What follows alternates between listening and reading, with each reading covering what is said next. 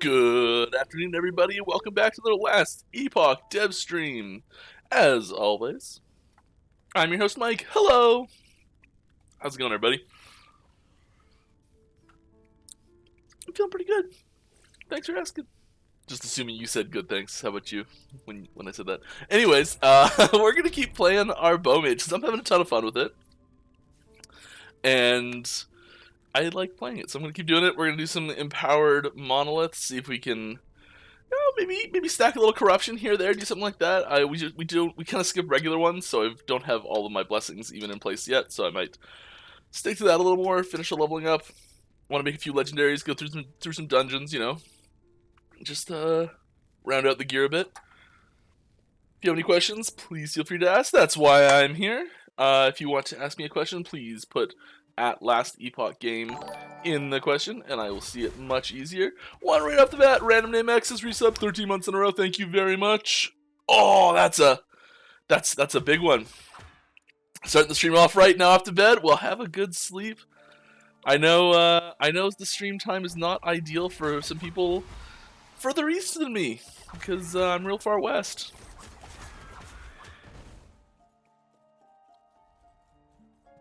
Because it's past midnight in lots of places. Oh, I just realized what's possibly playing right now, or maybe it's after this is done. Oh, I'm a big hockey fan. So the World Junior Hockey Championships usually happens. It's usually starts on Boxing Day, day after Christmas, and ends in the early New Year. But this year, due to COVID, it was hard delayed. It started actually, and then stopped.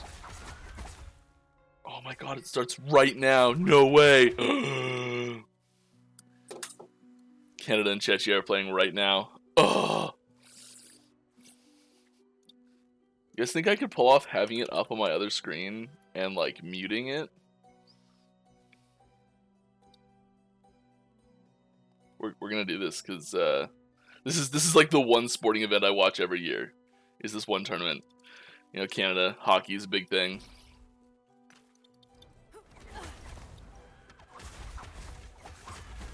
Oh god, it's ruining everything having the stream open. No. Oh.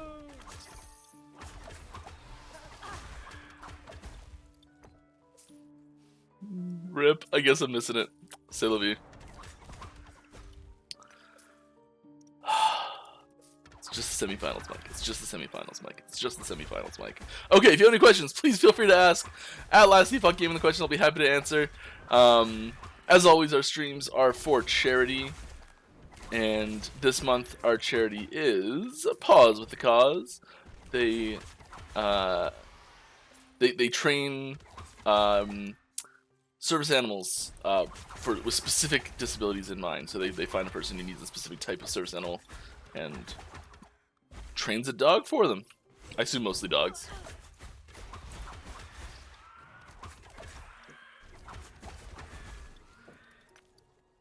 Yeah, so we do have a question. When do we get the next update regarding 0.9 progress? I mean, if you're wondering about a dev blog type post, there's not really a lot of new stuff to put in the dev blog, so I don't know if we're going to be doing one for a little bit. There's it'll probably, I don't know. There might be another one soon, there might not be. But I can tell you basically what it says right now.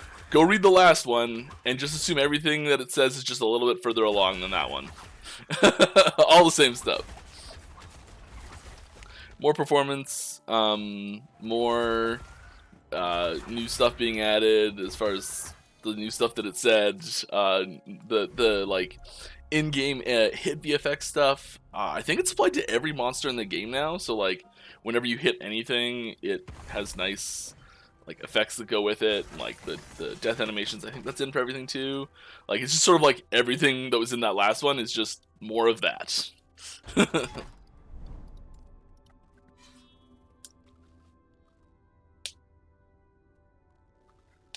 September-ish is not the time frame it ever was. Unfortunately, that's a misconception that was propagated pretty hard. I've been trying to stop that and correct everywhere I see that. So if you do see it, tell them it was never right. September-ish was the timeline we had announced for 085. And when we switched from doing a 085 release to going straight to multiplayer at 09, we changed the timeline to be not that. So it's not September-ish. Basically, we just said it will be longer than 085 would have been. So it'll be after the vague September-ish. Yeah. Easy. Too easy. With multiplayer on the horizon, are we getting any sort of online lobby system for creating games, inviting people, or is it more of a hot drop party system? Right now, what's available that we have in our testing is there's no lobby system right now. The goal is more to have town function as a lobby system to some degree. That could change though. We have been getting a lot of feedback from our early CTs about the process of finding pickup groups and people you don't know to play with, and how that feels and everything like that. And like, so in the very early version we gave them, there was literally nothing. It was just chat, and if you can find someone on Discord usually. But that was the first version that we gave them type thing. But that was a pretty big piece of feedback we got, was that there was a lot of people who were like, I don't have friends who play this yet, partially because there's like a pretty small community that has access to multiplayer still, and it was tough finding someone to play with because there's not thousands and thousands and thousands of people trying to do the same thing you are with such a small testing group. So they were, that was one piece of feedback we did get quite a bit.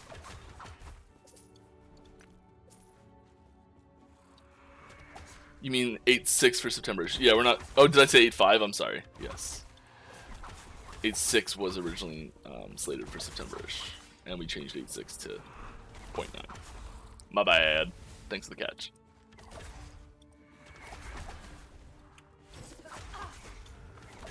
And I do know that a certain other similar style game has launched a new league today.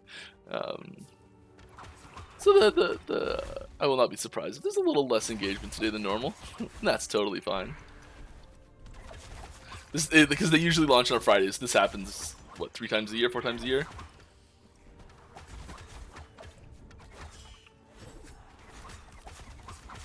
It's all good. So I'm just going to enjoy myself and play a little bow mage. If multiplayer implementation gets delayed for any reason, do you see the possibility of implementing some non-multiplayer features, new unique items, small things like that to hold folks over?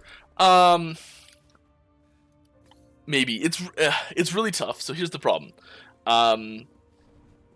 We've completely merged developments now, so there is no offline version of the game and online version of the game, separate builds that get created or anything like that. It's just the game gets made, and in that you can play offline or online, but it's not separated at all.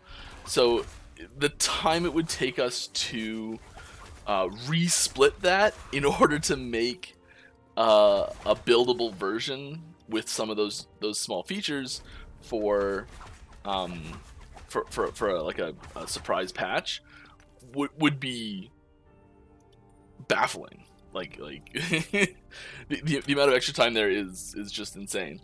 So I would say very unlikely we would do something like that. It's not impossible. Might have to drop some. Git's really powerful tool, so we could use that to generate something, but it would be basically the whole build release pipeline, and like several developers and all of QA would have to flip to that for like a month to get that out the door. So we really don't want to do that. My ankle, I got a mosquito bite on my ankle. It's so itchy.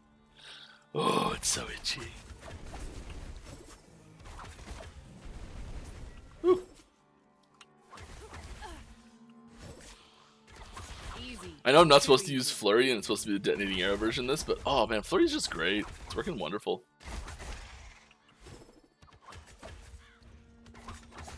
I've been playing Cinder Strike bow on online, and like I don't quite have the gear for it. Luckily, Carv's been carrying me hard.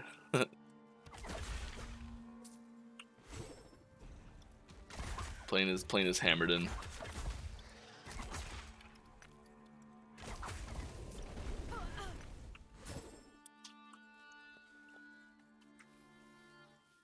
$33,000 in the queue at the moment. Ooh, yeah, that's a fair few. Good for them.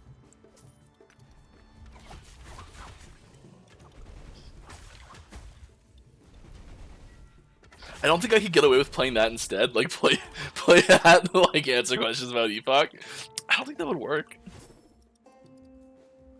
Oh, nice spear. What do we got? Oh, Bident. That is a cool item. There's a this one has a unique base item that was made for it, I think. Unique impale. No, maybe not. I think it did at one point, and we changed the base types, and something else got the unique base, something like that. Every once in a while, so most unique items are unique versions of base types that already exist. So like a longbow is an item that you can just get. Rain of Winter is just the unique longbow, or a unique longbow. And every once in a while we do make a unique base type that doesn't drop, and you can't have magic, exalted, rare versions of it. It can only be on that unique or set item too. It's pretty rare, but there are a couple examples of it. There's a poison spear, I think. There's a shield that's like that. I think there's a catalyst that's like that. Could be wrong on a couple of those. Oh, there's a question I missed here. Hey Mike, any plans to save builds on character and switch them when you want to change your playstyle? So this is a question about asking like a Diablo 3 armory style system where you can quick switch your gear loadout and skill spec. So you can just say like, okay, I'm done being bow mage. I want to flip to being I don't know, a ice puncture bow mage. Sorry. And you just walk up to it and you're like, okay, switch to my loadout, and it just switches. This is not a feature we have planned, and we actually have specifically planned not to have this feature. And so I don't think something like this is going to happen anytime soon. It's possible there's sort of a loadout templating system we've considered adding. We don't really have plans to put this in, but we've considered, one thing we've talked about doing is having a templating system whereby you could say like, you could like load up a build, and then when you go into the tree, it would like have like a little asterisk beside the ones that are part of the build, so you'd like know what your build was. Not huge on that. The big problem with something like that is that you end up not learning the tree at all. You end up not, like, the trees are fairly digestible, I think. So I don't think it's unreasonable to ask people to learn even 5 trees really for one character. And not even learn, but just sort of like get a feel for it. Because if you just have a way to like import a build and it's just like you just click all the asterisks and just do what it says, I think the vast majority of people would end up having no idea what any of the nodes do at all, and it would really take away from anyone's ability to have any sort of like experimentation and input, and like we want to really foster that feeling of like seeing what's available and experimenting yourself a little bit. So yeah, I'd say unlikely, but possible. Always open to suggestions. Not the best time to stream PvE League Start. Yeah, I know it's not the best time to stream right at the League Start. This is my standard slot. It's what works best for our development cycle, and you know hits a decent time frame for most of our high density player base. So like, most of our players are in North America and Europe, and it's a decent time for a lot of people. We try and you know, be consistent about it more than dodge the PoE launch for a stream. So it's I'm well aware that it's it will be much less engagement, and like most people watch this on replay. I'm assuming at super sped up speeds, or recap videos as well. Thanks, Aaron. And so, you know, it's fine. I like having this this time, and being consistent is more important to me than dodging that. I'm just like wandering and not going where I should go Not at all. happening. And this is like a little backflip. Ooh, here we go.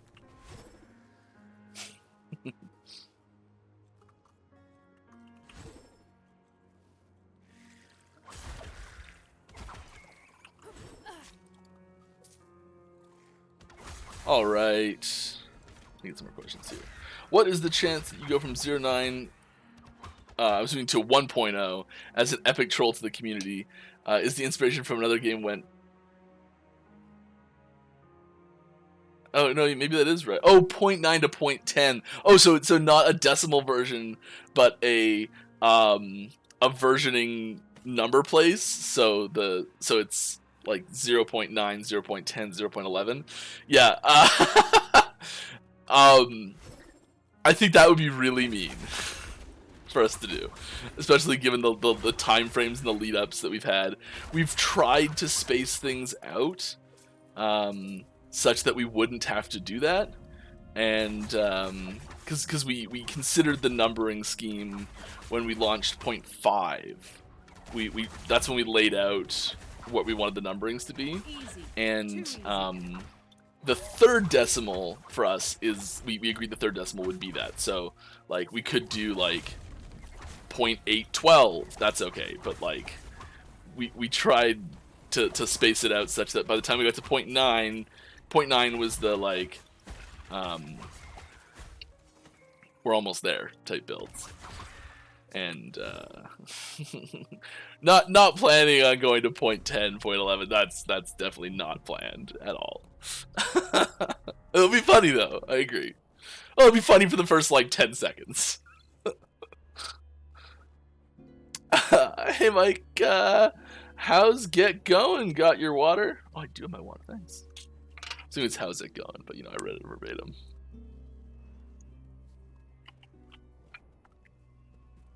Little fizz in that water. So good.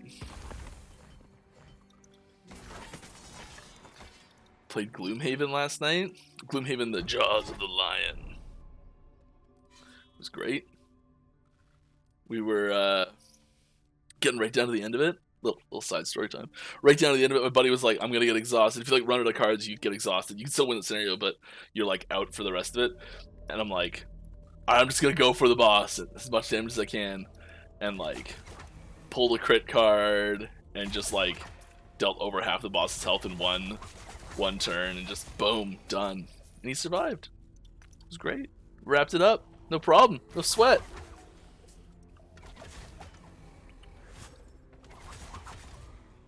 Not happening. Highly recommend Gloomhaven Jaws the Lion over regular Gloomhaven. I've not actually played regular Gloomhaven, but I looked into both quite heavily. And unless you have 6 hours every day for a year, you're not getting through regular Gloomhaven. You also kind of need a 3D printer to like build the box inserts that you would need to make regular Gloomhaven fun. Alright, back to this game. Are there any plans to increase the usefulness of non-legendary uniques as some sort of crafting fodder component? Something that would at least incentivize those special moments when you get those drops pushed towards them, something useful for your characters.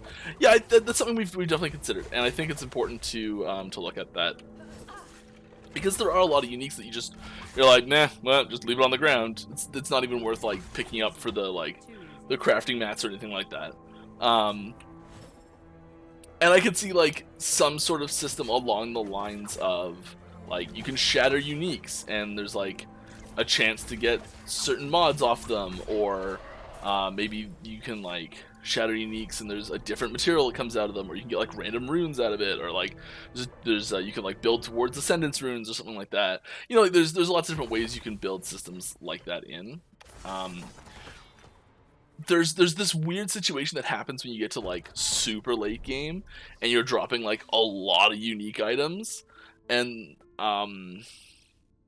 picking all of them up would be very inventory micromanaging intensive, and avoiding that is also important. So it's tough to say exactly what we do. It would likely have to be something that you'd be able to do on the fly, so you wouldn't have to like go back to town to do. Not necessarily. So maybe something you could do at least in the MRest, the scene, the reward scene in between echoes.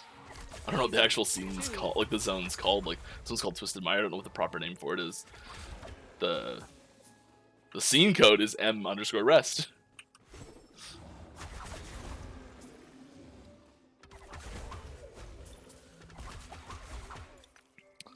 Since local play will remain in post point 9, does that mean single player will be handled like Minecraft does by creating a local server? No. If so, does this also mean that LAN multiplayer will be relatively easy to implement? No. Very difficult. LAN multiplayer requires us releasing our server code, which is something we are not overly enthusiastic about doing.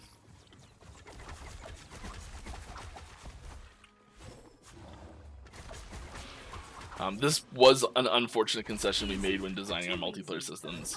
Not happening. But will likely mean that multiplayer will release a year earlier than it would otherwise have.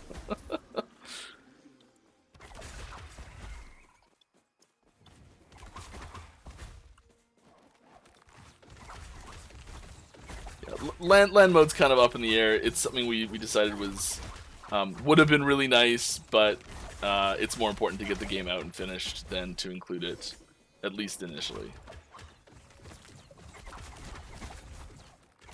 And things change, so who knows? Ooh, Keeper's Gloves, love them. No! I'll drop everything!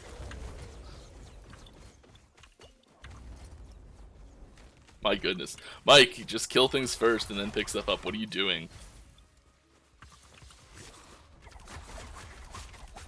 Don't worry, I'm a professional. Ooh. Give me those gloves. I want them!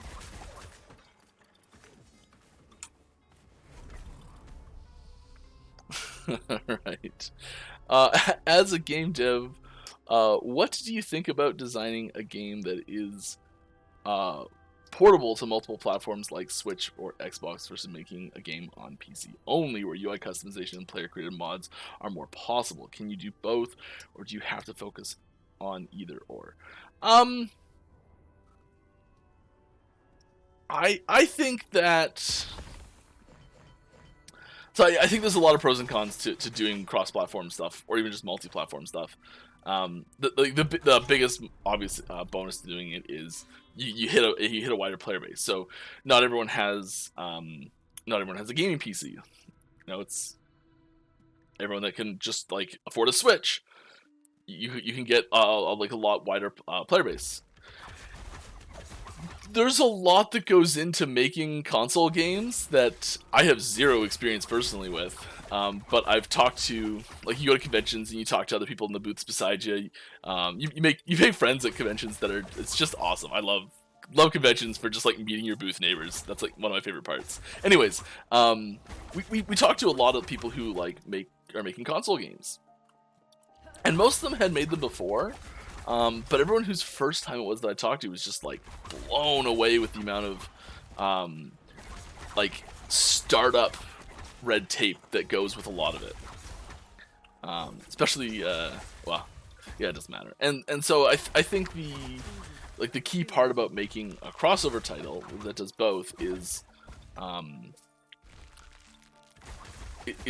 just controller support right off the bat. And that's something we did start with, because we knew, oh, I'm done this one. Something we knew that we were planning on having is controller support originally, and so as long as you can really have that controller support, it doesn't really matter. I also think that the whole like mods no mods thing with like your PC version has mods and your console version doesn't, it can lead to a little bit of like I don't know, like mod envy from the other side type thing, and yeah, that's not awesome. But at the same time, I don't think it's that huge of a deal breaker, really. Like, as long as you make the game... If you make the game with mods being an integral part of the game right from the start, you better make the console version moddable as well, type thing. If you're making the game to be a complete product without mods and like communities create modding communities after the fact, I don't think it matters that the console version doesn't have access to those. I think that'd be my personal opinion on it.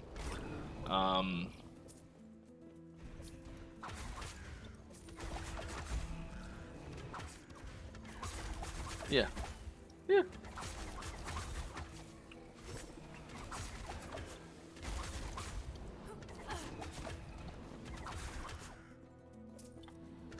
Was that the whole question? Portable games? Yeah, I think that covers most of it. If you have any more follow-ups, please feel free to ask. I'll go deeper. Just some general musings for you.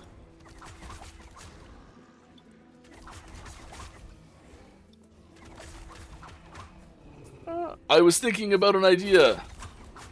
Let me know when you finish that thought. I see you typed more down lower, and I thought that was cute, so I said it like that. Anyways, next question. Hey there! Is the game planned for a 2022 release? Bought it on Steam already, but have been holding off starting to play until official release. We don't have a set release date that we're like, it's good. We're like, here's the target that we're gonna share at all.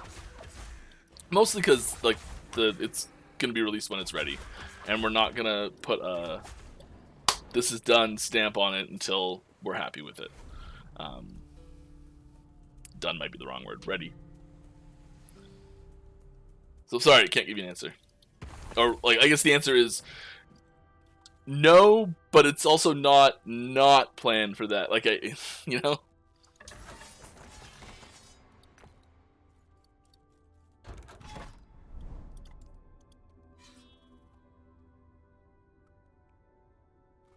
Hey guys, how do you think the ailment changes planned will affect in general the current dot builds that use those ailments?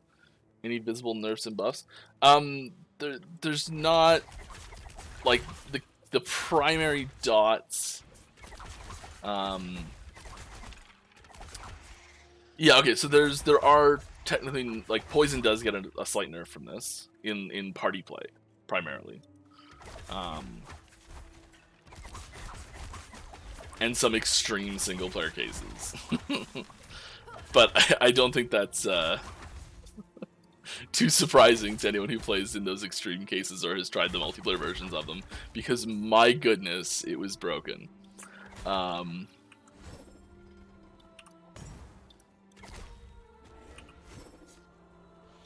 yeah, it's less about specific balance changes, and we're adding more features to the system. Yeah. And there are balance changes happening, there always are, but I don't know what they are off the top of my head.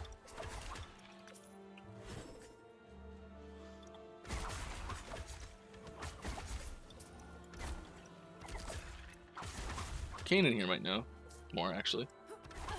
Or Ryan Murphy's here. Not happening. Where we going?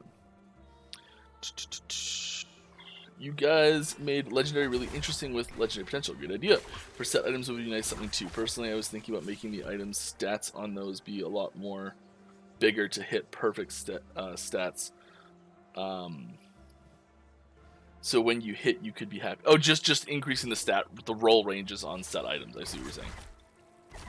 Yeah, I don't think that's like a long-term solution for the system. Just because it doesn't have any progression in it. Like, you're not necessarily finding the like you're not starting with like the base versions and then like finding better versions. Always, you have the same chance of finding a good version to start as you do a bad version to start type thing. And as we've learned, people hate weighted rolls. My goodness, that gets so much negative feedback. It's crazy. Even when you put the fact that it's weighted and how it's weighted in the tooltips, my goodness, that's a negative response. So you can't say like, okay, it's got like a 10% chance to be above the 50% mark and a 1% chance to be above the 90% mark or anything like that. You just got to be like, there it is. Not happening. So yeah, I think there's like the ideal solution for set items is likely something more like empowering them in some way, some sort of like in the same way that rewards happen for completing the Temple Sanctum, having those be like rewards for another dungeon for changing set items that you already have in some mechanically functional, like different way, I think would be more appropriate.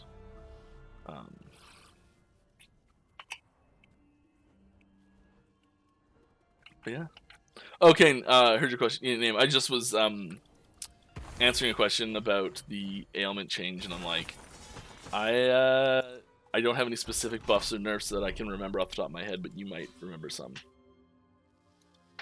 They're also very heavily subject to change still between now and patch, so a lot of the fine balancing stuff happens really close to patch day because that's when like all the features are in.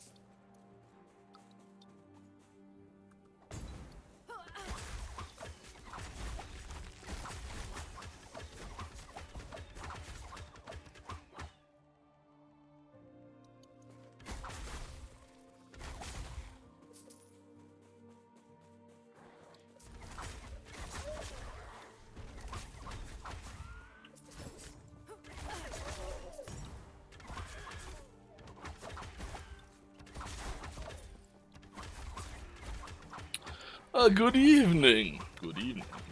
Any plans to read the passive tree system? No. More specifically, the respec part of in the upcoming patch. Not specifically, no.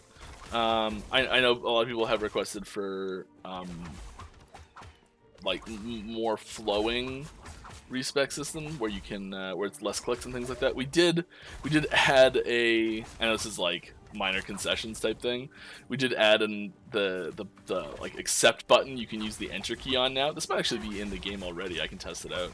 That was a while ago, so like it is smoother to do it because you can just be like respec enter. You don't have to like move your mouse cursor as much. But as far as just like right click to remove, left click to add, or like a respec all button, that's not currently being worked on by anyone.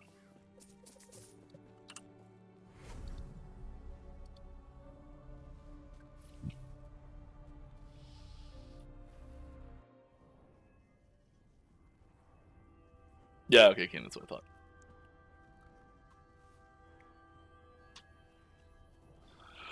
Does the item mod system support negative roll values? I'm curious if Last Epoch will ever get an item like Venter's Gamble.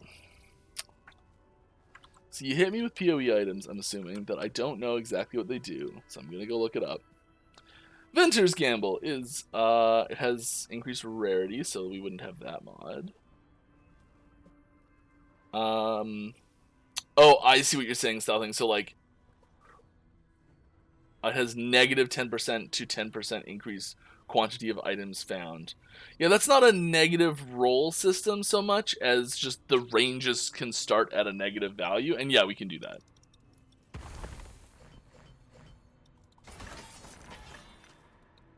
Like, yeah.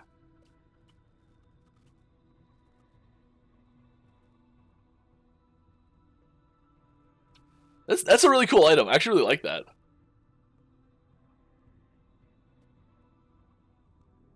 I've never seen that item before.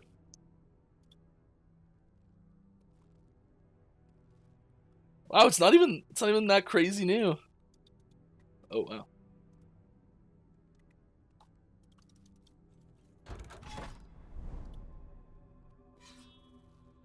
Let's find us. Should we grab uniques? Yeah, let's grab a couple uniques. See what we see.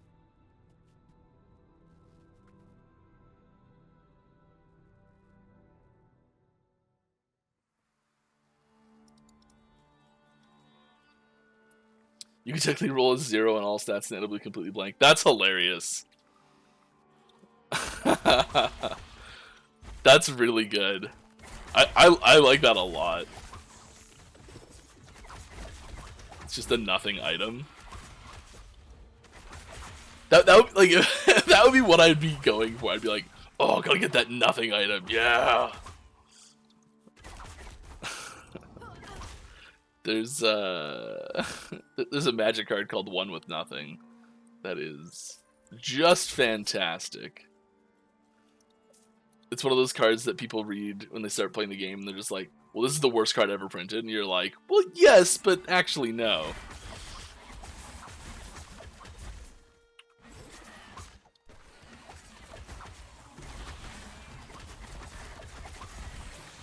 All it does, it's 1 mana, discard your hand. That's all the card does.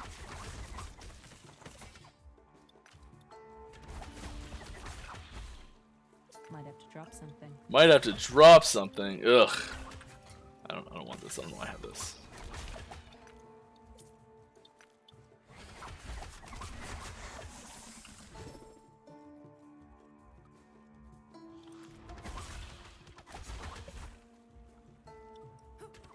One in 6 billion. Yeah, I mean,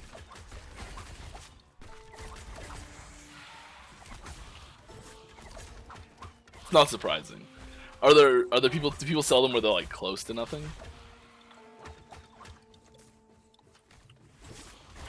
There's probably some nothing ones on trade sites,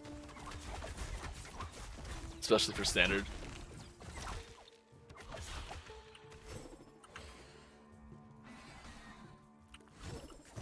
Oh, bad hops. Easy. Too easy. Oh, Canada's up 1-0. It's been a crazy tournament. I'm just gonna talk about the World Juniors for a second because my goodness, hockey's awesome. This tournament's just so good. For the first time ever, Latvia won a game at this tournament. They've never won a game at the tournament before, ever.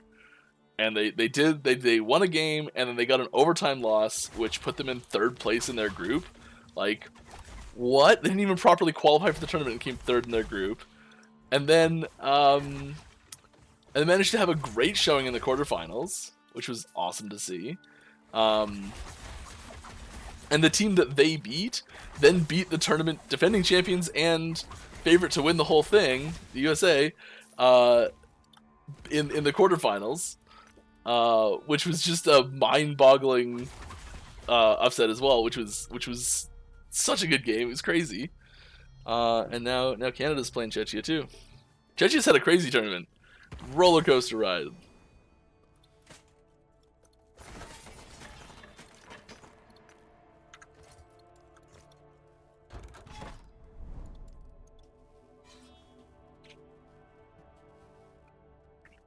Yeah, it's down to Canada, Czechia, Sweden, and Finland. Sweden and Finland playing in a few hours. Also going to be a great game. Finland's been a powerhouse at this tournament lately. Excuse me. Alright, any more questions for me? How do you feel about sub-skills mostly not getting affected by conversion? For example, Tornado can convert to fire, but the Storm Orbs and Lightning Bolts effect remain unchanged. Yeah, it's a tricky thing to do. I think a lot of the times... Yeah.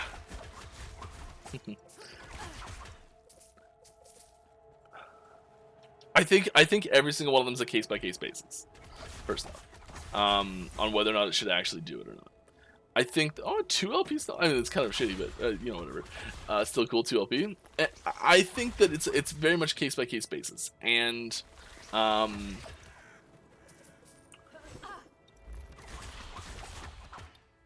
Tornado is a fairly old skill in general, so having it not propagate conversions like that is unsurprising.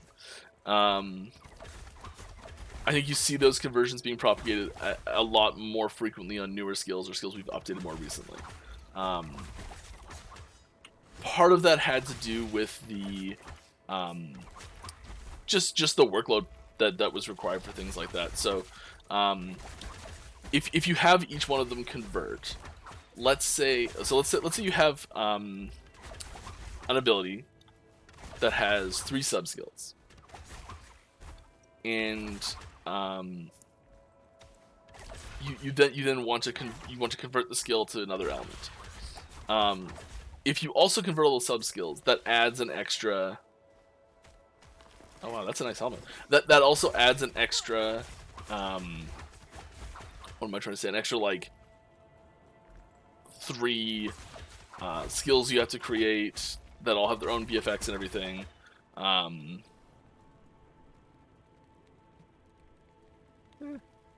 Fire damage, not ideal. This is a great bow for the one I'm playing online right now. Anyways, what am I getting at? So yeah, all the sub skills, and then you put a. So now that you've done those 3 extra skills, and you set the precedence that when you do a conversion, it converts all the sub skills as well. So then you add in a second conversion. So then now another conversion, instead of it just being 1 skill to convert, it has the technical debt of having to convert all the sub skills as well.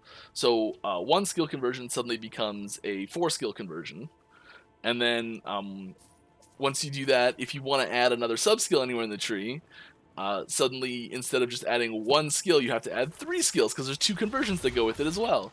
And it's this multiplicative effect that happens every time you add either a new sub skill or a new conversion. It just multiplies by the number of the other category that there is.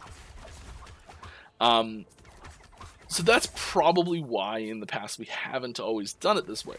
Now, our ability to make skills efficiently and awesome has definitely increased in speed and efficiency. I think it's just better than it ever has been. So I think there's more room for us in our pipeline to do those things, and I think it's likely we'll see more and more of those as we go forward. Which I know doesn't help in the consistency of it right now, which is frustrating probably. Usually the ones we prioritize converting are ones that are really thematically appropriate and functionally synergistic. So fire is a pretty low synergy element on Primalist in general. It's a secondary element, so there's not a lot of fire anywhere. Now that might be the flip side of that argument is, well, there's not much, so you should like support it where you can type thing. And yeah, that's probably true. So I'd say probably should convert them.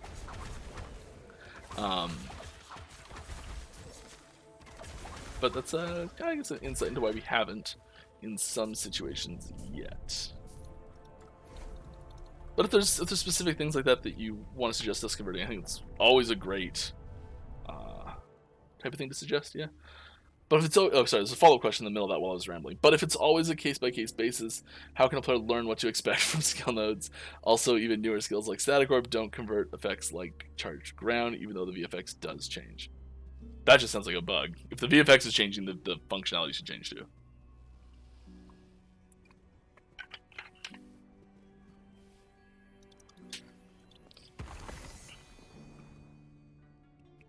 That is a cool helmet. There's quite a few, I like that belt. There's quite a few things that are just not consistent yet that we are still working through. So much of the game for so long has just sort of been like, oh, I made this thing, let's put it in. Oh, I made this thing, let's put it in. And a couple years ago, we got a lot more formalized and structured with a lot of the processes, which has been phenomenal. But it means we're still catching up on some of that technical debt of being less organized.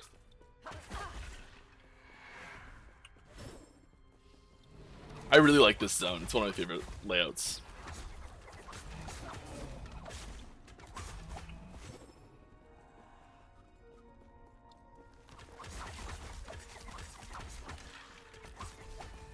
Easy. Too easy. 2-0 Canada! What? Here we go! Here we go! I'm gonna like take a break in the middle of this to like watch a replay or something. I won't. Want to so bad. All right, another question. Can we hope to have more special nodes that interact with Monolith Web like Vessels of Chaos and Memory? Yeah, I would assume that will be an area we'll be expanding into. I don't think there's anything specifically planned like on the books to go in yet, but I bet Trisoki has a few things in mind. He's usually when there's things like that, he's got like a list of in his head of just like, oh, one day I'll put this in, it'll be great.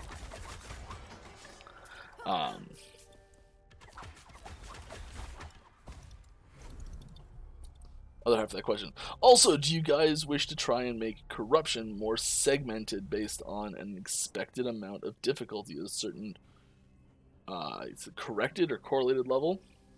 Oh, corruption level. Might have to drop something. So this is an interesting topic, and it's a pretty deep one too. Oh, that's big life on those boots. What's that gonna make? Get another one with that. Oh, I should go do that. Maybe I'll hit life again.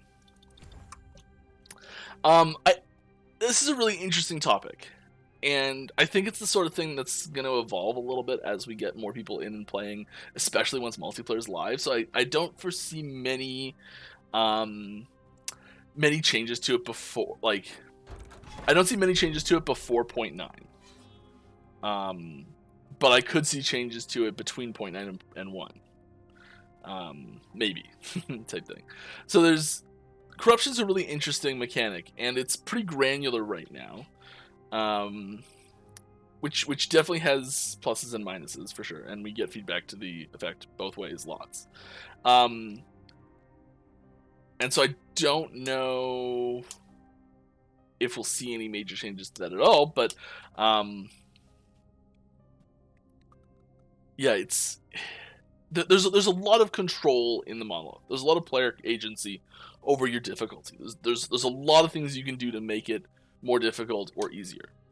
And I think sometimes the carrots presented really clearly.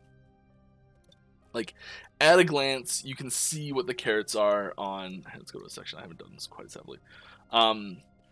Really easily, really quickly, you can see the carrots. Like, there's a sword there, there's money there, there's a ring there, there's shards there, there's a scepter there, there's shards there, there's glyphs there, there's a ring there, set one, there's idols there. Like, you can see those really quickly at a glance. There's no way to see the difficulty changes that all of those are going to do at a glance. You have to actually mouse over them to see, like, okay, this one's going to have enemies deal 29% more damage for four echoes. This one's going to give them glancing blow chance, like this one's going to give them more glancing blow. Like, a lot of that is just like, it just blends in. And this right here as well, it's like what modifiers you have right now. I think a lot of that just sort of like vanishes a little bit and doesn't get taken into, I know I don't look at that. So enemies have armor shred chance. Like, enemies are going to be shredding your armor hard here. Like, do I want to risk that? Nah, whatever, I want the experience, let's go. Right? And so like there's a lot of player agency over the difficulty that doesn't necessarily get taken into account very prominently. So I think that's an issue with the system right now, and I'm not sure how to fix that personally.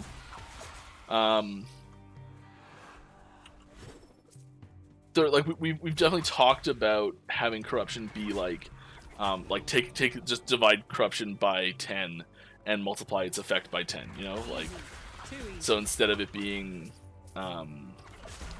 like starting at 100 corruption, you start at 10 corruption, or maybe 10 we divide by 5, start at 50 corruption. And so far we're not doing that yet, maybe not at all, but it's there are discussions we do have from time to time.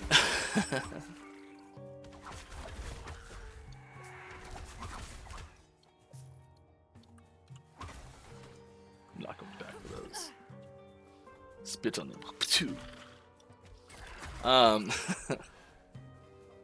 Are you planning on adding some point threshold nodes Yeah, to Sentinel and Acolyte. Yeah. Point threshold nodes are going to become a standard staple for all skill trees that are in the game. Well, definitely all passive trees. I think like the way the system is built, they can also be put in skill tree nodes as well. I'd like to see them there. I think there's room for that as an interesting mechanic in more than just the passive tree. We don't have any in skill tree nodes yet. They're only in passive trees. But I think it could appear in both.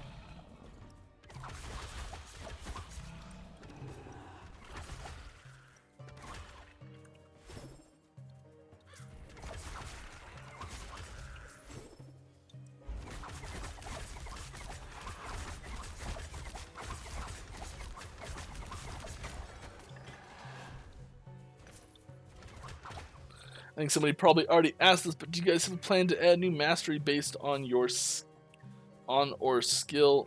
I think someone probably already asked this, but do you guys have any plan to add a new mastery based on or skill with base or conversions to void?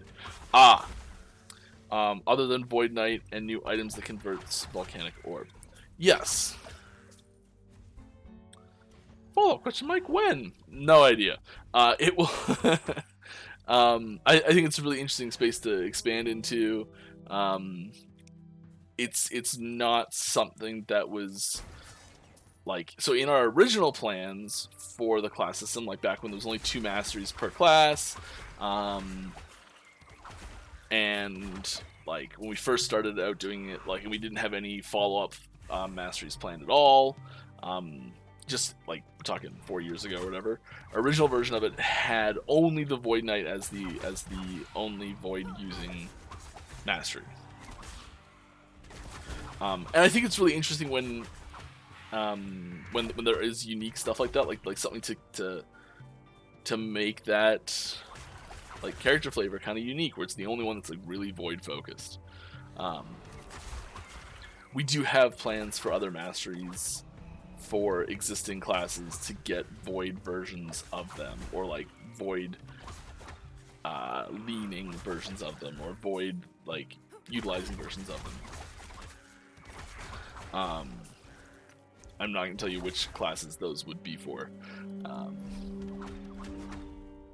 but there's a few options there we've come up with. There's one that's almost guaranteed to happen post 1.0, like for yeah.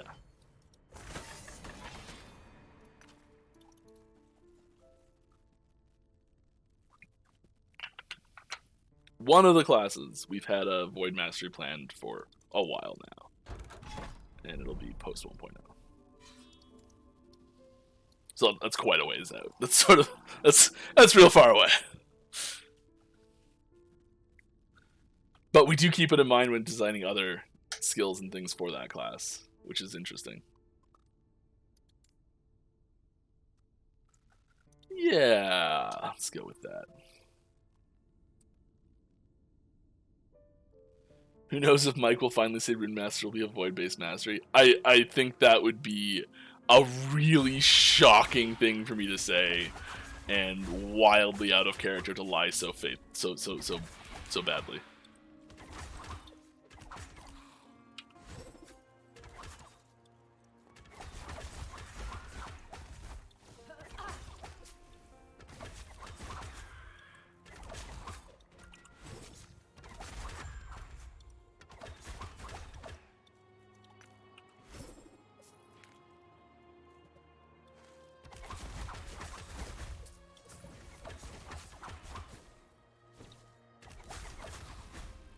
That's a lie, so it's 100% not void then?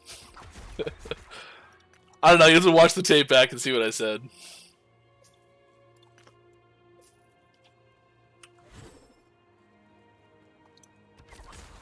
I'm actually trying to remember what I said now.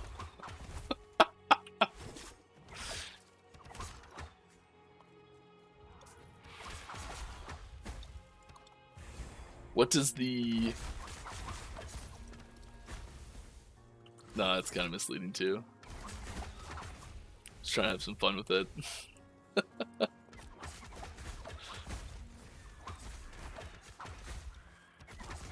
No, okay, Rune Master is not planned to be a Void Mastery.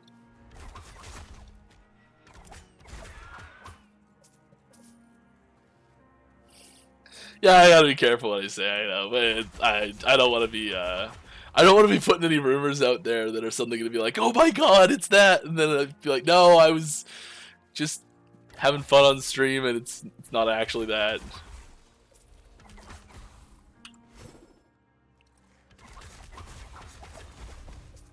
I hate when I accidentally put out misinformation because I talk sneaky sometimes, and sometimes I mess up.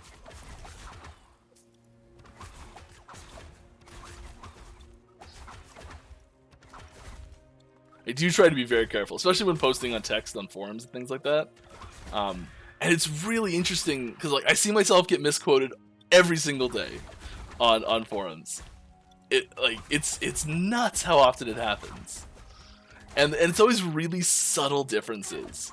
And I try and correct it when I see it, but it's like sometimes makes you think like how many do I miss? And then people are disappointed when it doesn't happen. I feel bad.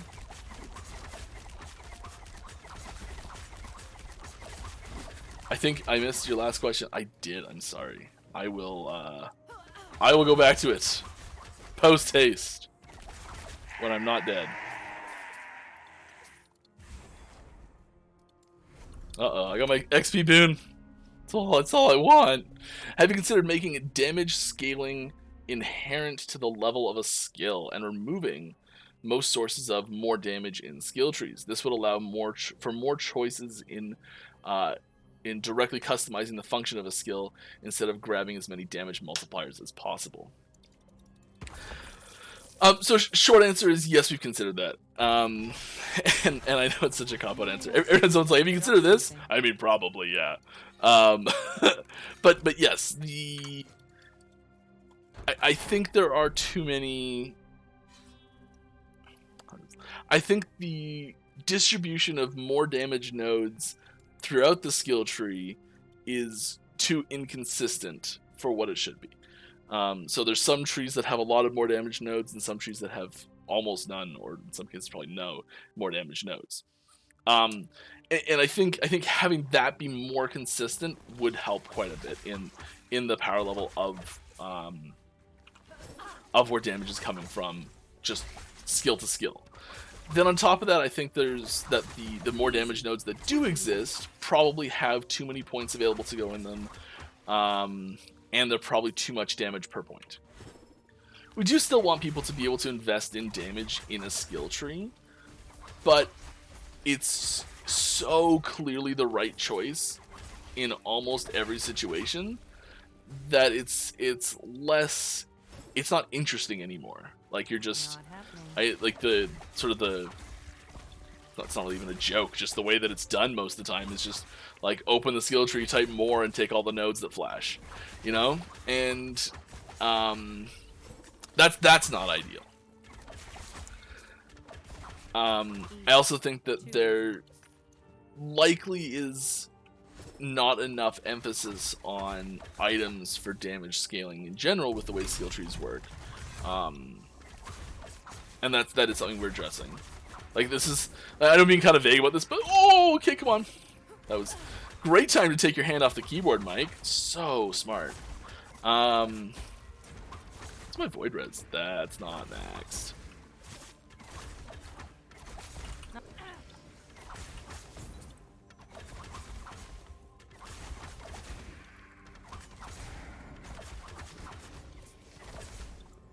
I was talking about stuff, wasn't I? About scaling and skills referencing each other. I think removing all of the more damage scale. Okay, damage scaling per level is something we considered. I think it's unlikely to happen. Mostly because that puts it puts an even stronger emphasis on never respeccing skills than there already is, because you can quite often grab the damage nodes you need quickly when respeccing, and then fill out some of the functional ones later. or if there's really key functional ones, you can grab those right away and then fill out the damage ones later. But still, if the damage was so heavily tied to the level of the skill, respecking would become even harder to do. And we're trying to strike a good balance there. So I think that there's room to pull back on the damage associated with nodes on the skill tree, both in quantity of nodes, number of points that can go in those nodes, and values per point in those nodes. And like some or all of those in each case, and it's always a case by case basis on how we do each one of them.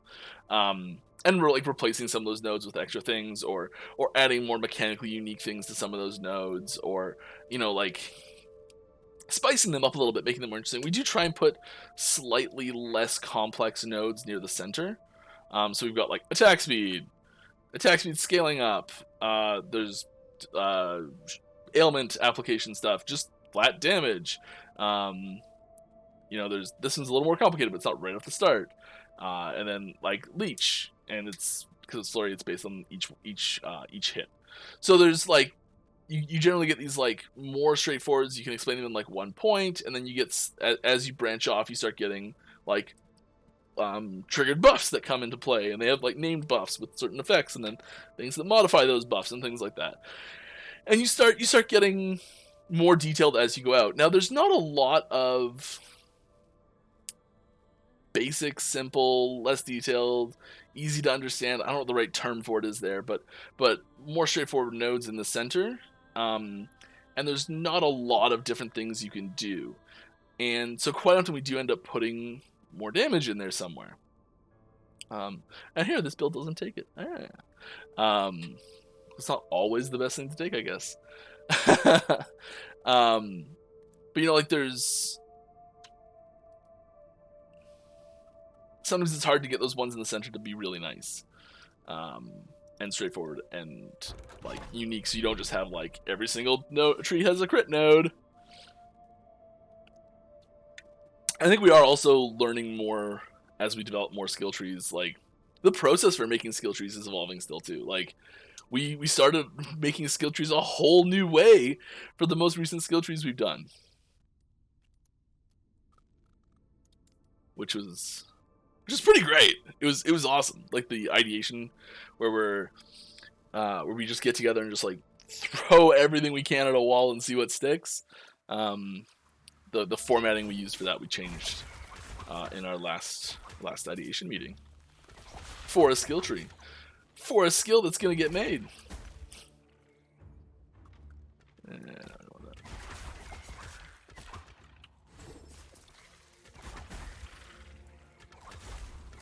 Oh, come on. Pretty close to fighting the boss here. I want to get in there quick. I'm going to go make another legendary, I think.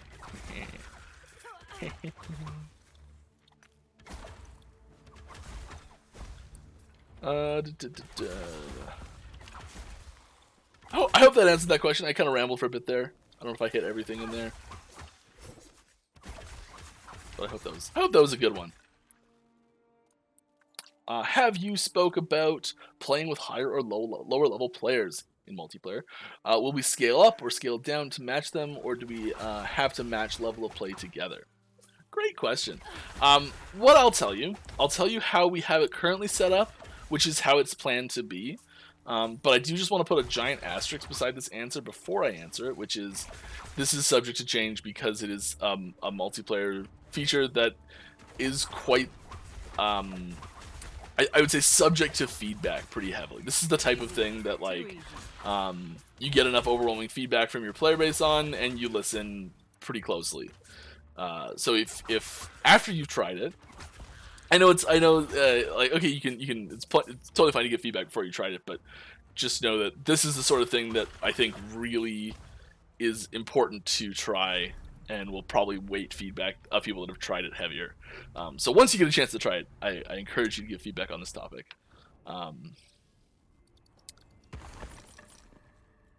Question, yeah, playing up, playing down, level scaling, is there any sort of stuff like that? So currently the system is such that there is no level scaling in place at all. if you are level 100 and you go to level 1 zone, you are dealing level 100 damage and you are slaughtering stuff like you're like a level 100 god you are. If you are a level 1 and you go into a level 100 zone, you are getting your ass handed to you like a level 1 noob that you are.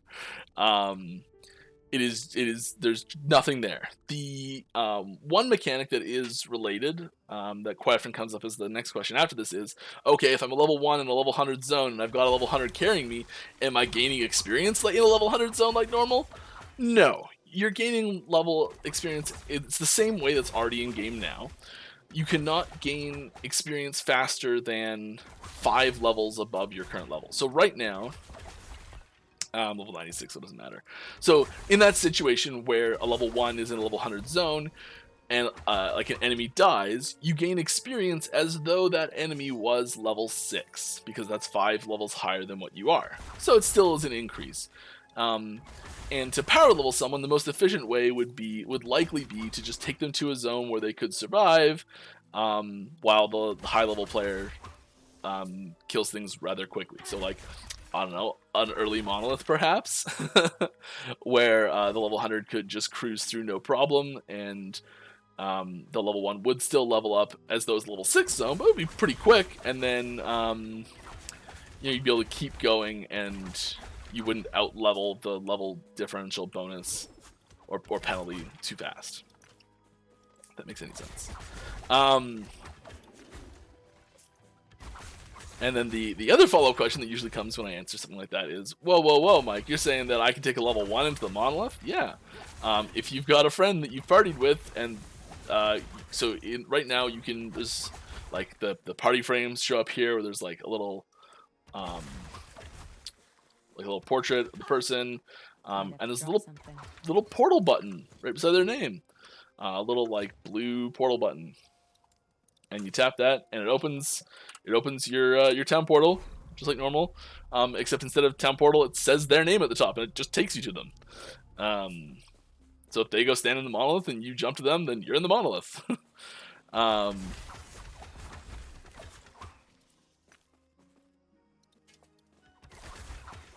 Yeah, that's the way it is right now. And so just to reiterate the asterisk I started this off with is this: all of these systems that I just talked about are subject to change based on player feedback and data we collect in multiplayer, see how it plays and feels and everything like that.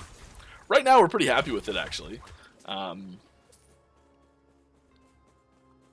we did get some feedback regarding that from our initial CTs, which was very useful. Easy. Too easy.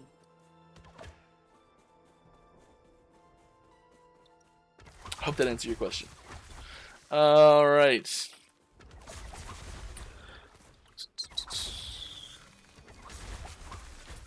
I see someone who's pointed out a spelling error. Thank you. We do. If you want to get that, I will not write that down right now, and because I'm not working on the main branch, so I can't change that right now. So it'll just sit in like a sticky note on my desktop for a month, and I'll forget about it. So if you want it actually changed, our Discord server has a tooltip hunt thread, tooltip hunt channel that you can post a screenshot of the mistake in, and someone goes through there near a patch and tries to grab all the relevant ones and fix them up if we can. But yes, there are many mistakes in tooltips still around the game. Alright, in terms of making people reluctant to respec if damage is tied to skill level, you can make it a function of the higher your skill level or character level. Like 2 times minimum skill level. Once you get your minimum skill level is 10, all your skills count as level 20 for damage. Yeah, you can do something like that. That would probably solve that problem. I still don't want to tie the damage like as heavily to like having damage nodes in skill trees I think is still good. I think it's just too much right now. So I don't want to take those out because it still is that option. Those things you can sacrifice to get more functionality out of the skill. It still is like it's still useful to have in there. And I think if we had any of those, and then also putting just damage per level on there, it would be tricky. You could do. You could scale. Here's what you could do. So flurry gets 4% increased damage per point. You could scale that based on character level, or possibly skill level, or I think you would just do character level really. You could do skill level.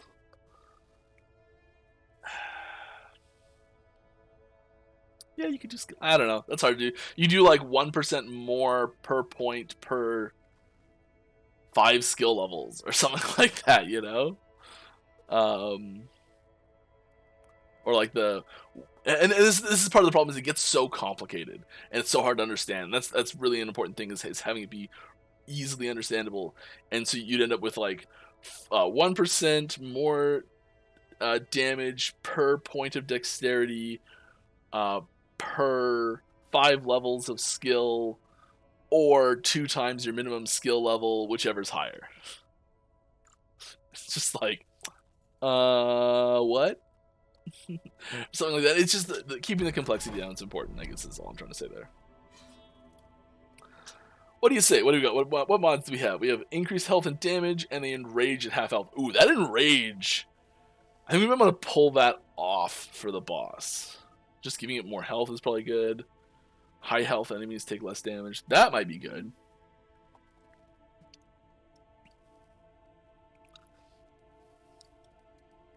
I want to just do another one so I can take a mod off, I think.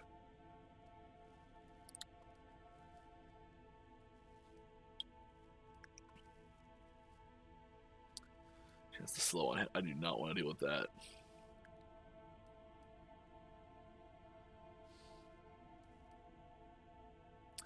Yeah, we knew this. Just high health enemies take less damage. Sure.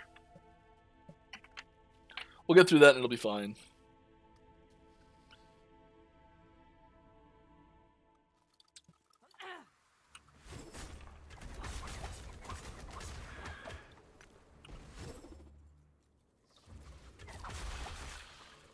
It is interesting. You can like see it happening. They like don't take much damage, and then suddenly they take damage. All right. When designing skills, do you aim to fit skills to distinct categories, such as primary damage skills or support skills, or you tend to blend some categories and just shoot for what feels right? We definitely do try. So yes, we do both of those things sometimes. Depends on the skill, really. We'll quite often try to fit. Okay. it also depends on if we're building a skill for a very established class, or if we're building a whole new class out all at once. So if we're like trying to fit, like, if we're looking at this and we're like, okay, let's find that last Blade Dancer skill. We're definitely looking at the like what's available, what builds people play with, what tools we can add. Are there skills that are like like every single Blade Dancer takes these 3 skills, so we want to like add another skill to like have an option, so we like maybe every one of the secondary skills doesn't just look identical.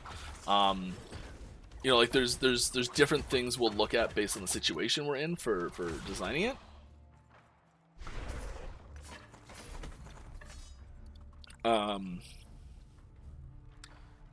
And sometimes we'll be like, okay, this is just. I think we generally pick a category for the skill first.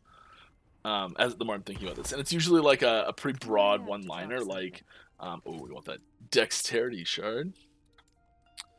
I'm gonna drop this because I don't really want it, you know. Those are good. We're gonna make some stuff out of those. I don't need that. I don't need that. I don't really need that. Pains me, but I don't really need it. Okay. I know I'm very aggressive with throwing stuff away, and I apologize if I throw away an item that you've been looking for. Yeah, I think, and yeah, sometimes abilities kind of come out of nowhere, as just like, oh, that's fun, you know, and or like, wouldn't it be cool if? So that happens sometimes, and there's different starting points depending on where it comes. Sometimes we'll like take an ability and try and like fit it into the build and through the skill tree. But usually we do start with a rough category of some sort. What fire res? Okay, we lots of fire res.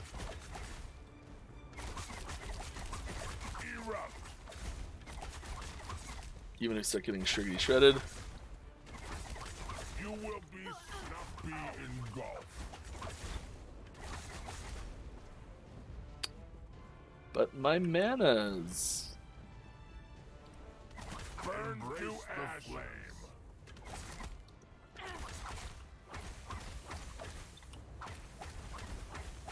Eternal flame.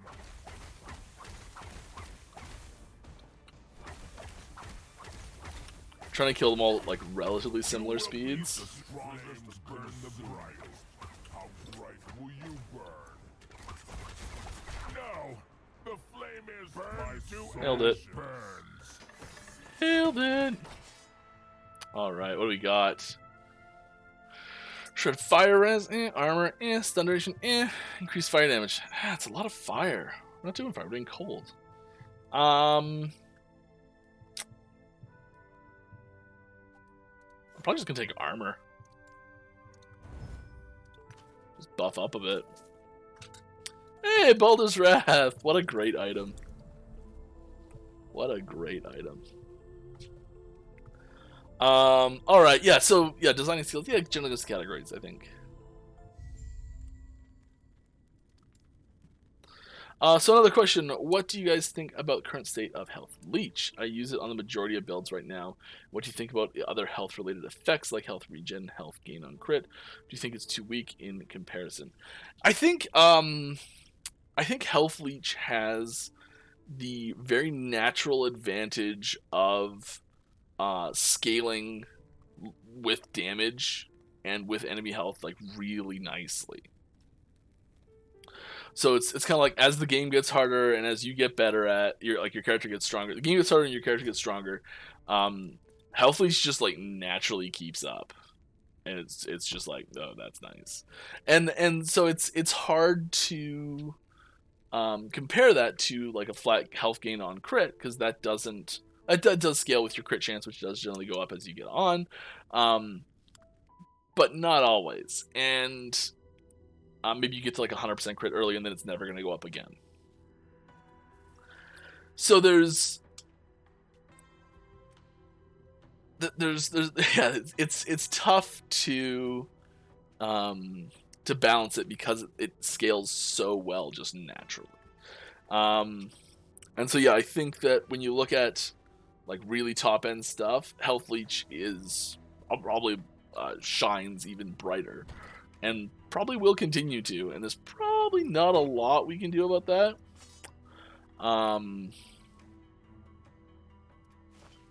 Probably some stuff we can do. That's a nice one. Let's just go in and see what we find. Temporal Sanctum, didn't I say? Yes, I did. Now, do we do the big one, or do we just like 70, 65, 70? Oh, we need to do the big one in order to do our bow. And we do have a couple good bow candidates here. I know they're not great, but like, still good. We have our Arrow Guard and our Morning Frost. You know, I'm just gonna go for it and see if we can do it. Probably will die miserably, but that's fine. More rats come to gnaw at the edges of my sanctum. Yeah, girl. Any news on multiplayer? No, not specifically. We are still working on it. It's going well. I think there's probably going to be an announcement soonish regarding something with more people, maybe. I don't know. I really should have asked Game before I started saying that sentence, but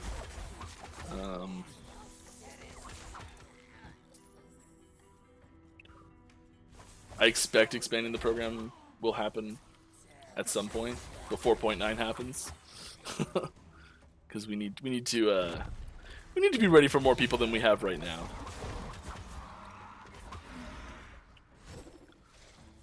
Part of the reason we've been going kind of slow on getting people in, the quantities of people in, is because we don't want to like wreck everything yet.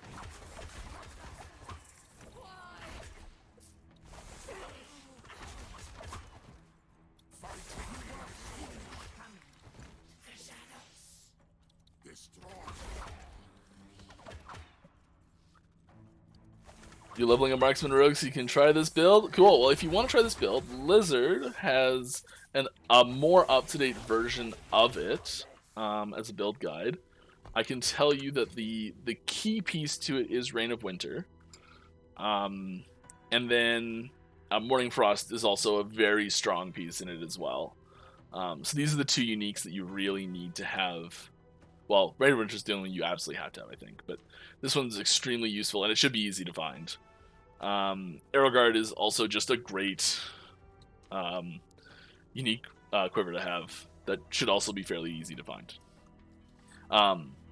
This is also good.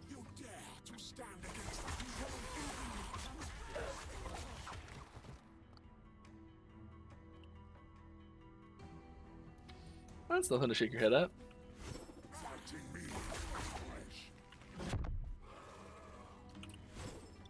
What do we got? 50%. I'm a little concerned about this being difficult, but we're gonna go for it.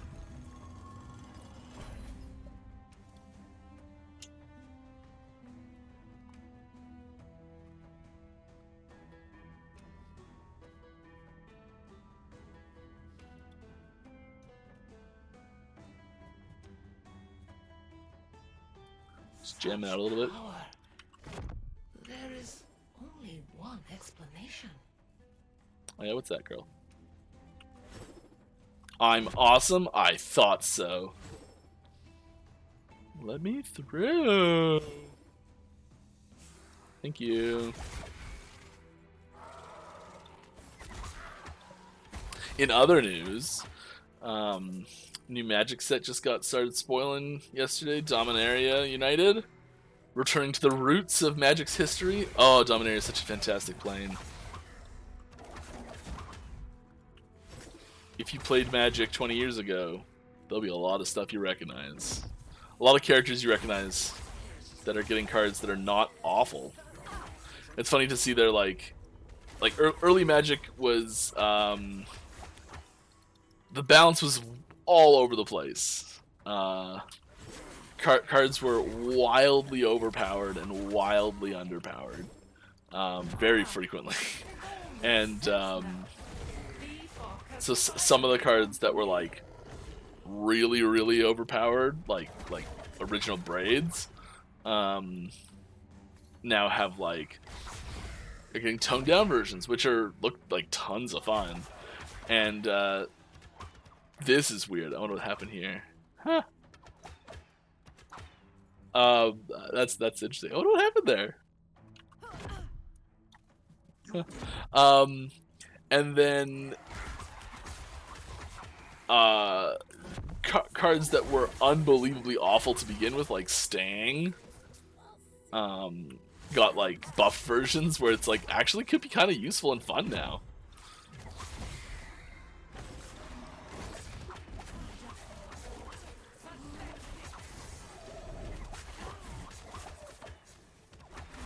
So I'm pretty pumped. Dominator is my favorite plane. For sure. And they're doing a proper 2-set cycle? I mean, I wish they do a 3-set cycle, but at least 2 now. I mean, Dominator United and Brothers War. So we're gonna find out how Urza and his brother Mishra got on. It's gonna be sweet. A lot of health.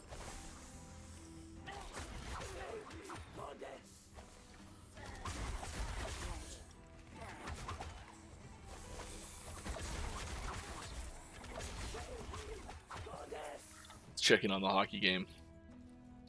It's still 2-0. Second period started.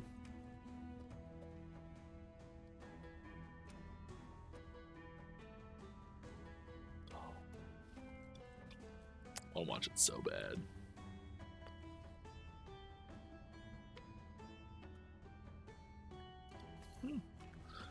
Some decent stuff in there.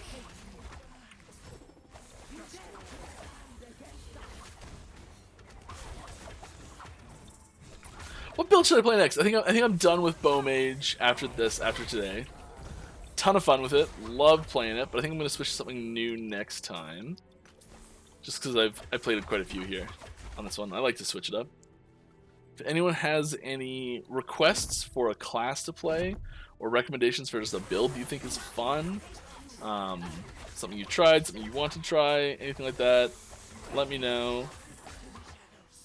I might give it a shot. Something catches my fancy. Oh, I also have a little something to share with all. I'll get that up after I down Julra, or she downs me. Let's be real on which one's more likely, right? Tons of exalted jewelry. Loving it.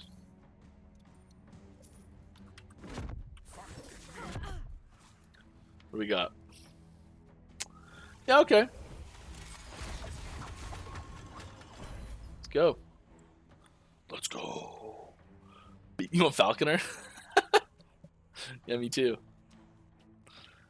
Doesn't exist in the game though. You know, it's just like, oh, the Falconer, it's locked. You can't get anything there. No skills. See, nothing. Just play base rogue and call it a Falconer, maybe.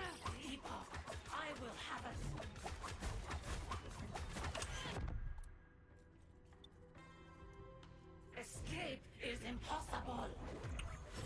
Sapphire waters.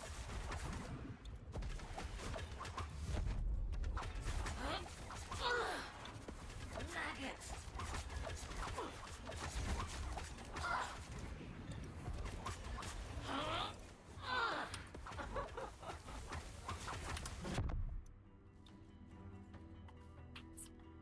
Escape is impossible.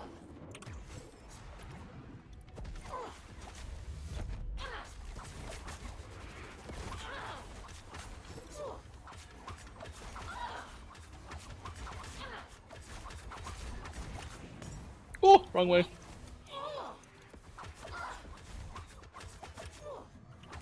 Ooh.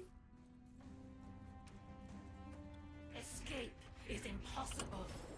Oh, trying to like dash over it as it happened.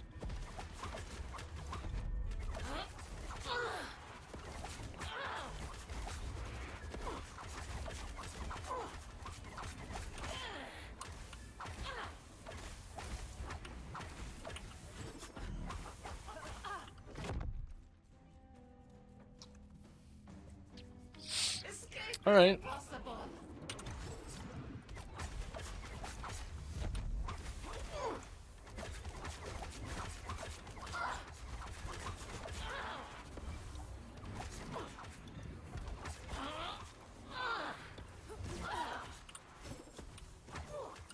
Not happening.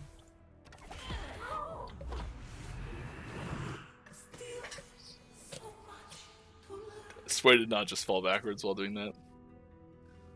Might have to drop something.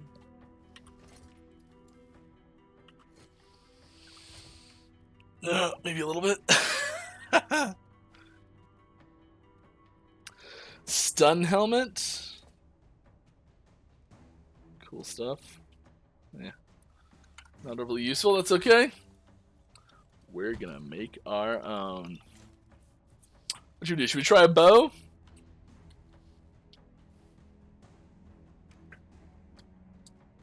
Try a bow and try and put cold damage on the bow.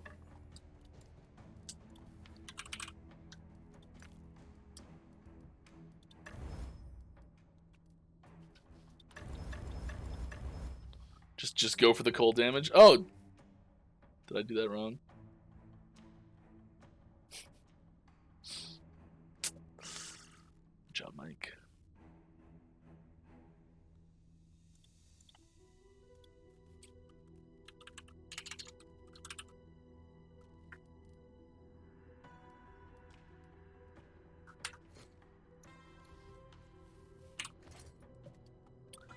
What do you say? Should we do...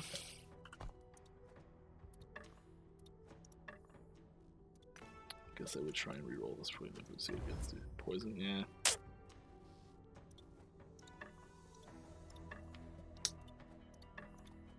That was weird.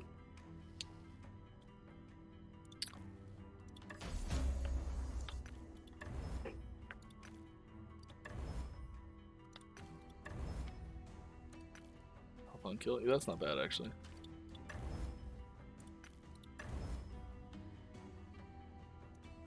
I'm gonna try this one.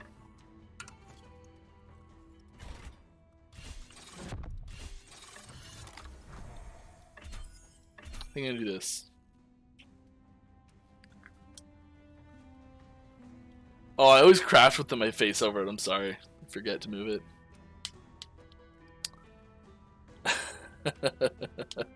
Didn't clip the dance? I believe you. And I'm not naive. Yeah, let's go for it. The other option is the increased cold damage here, which would probably actually be the best thing to get, because that would hit the icicles.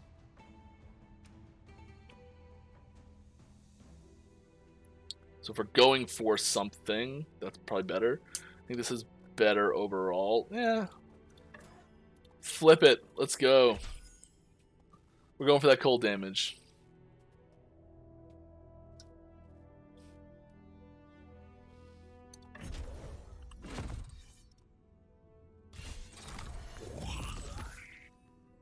I love how it fades in. I know I say it every time, but I still love it. Alright. 25% chance. Yes, that's what I'm talking about right there. Yes. All day. All day, every day. Yes. Woo!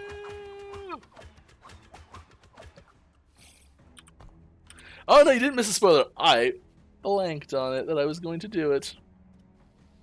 Alright. Celebration teaser.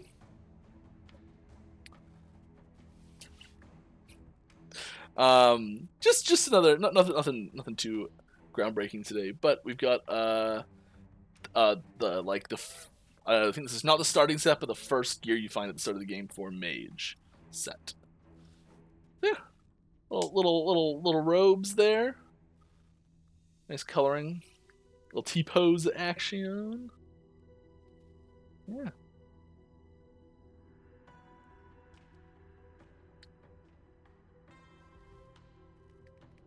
Dev mode activated. No! I can't... Okay, I guess you guys don't know this, but like, the dev mode stuff is like really obvious on screen. and there also isn't a dev mode command for that, so... I wish there was. It would make making gear for these streams so much easier. That's all we got. That's all we got today. But, I mean, come on, right? Gotta risk it for the biscuit, boys. And we got there. Let's go do something hard now. Should we start cranking corruption on something? I kind of think so, right?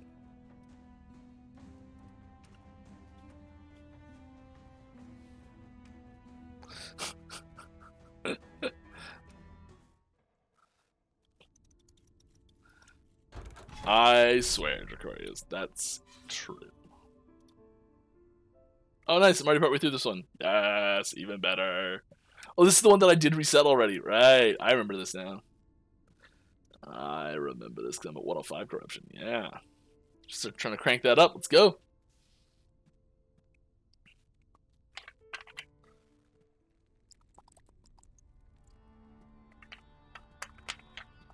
I know you don't actually care. Just like having some fun with it, you know? Oh my god, so much more powerful I can feel already.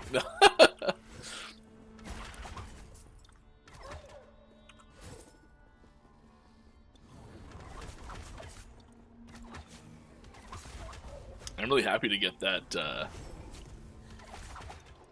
hit that mod. That was good.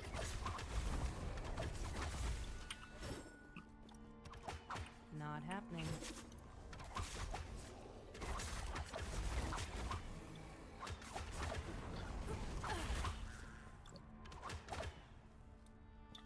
Oh, 3-0 for Canada! We're doing it, boys! We're doing it!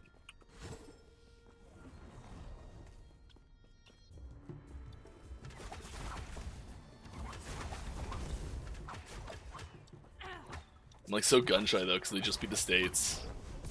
Who looked really good this year. They looked fast. So who knows what'll happen. Because in the quarterfinal game, we got like some ridiculous number of penalties in the third period, and it was just like the nail biter is just. Ugh. The refs were making good calls. There was not a complaint about the refs at all, for the record.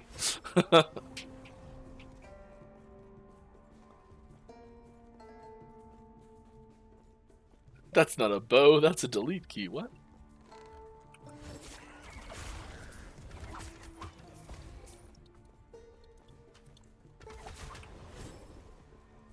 Not happening.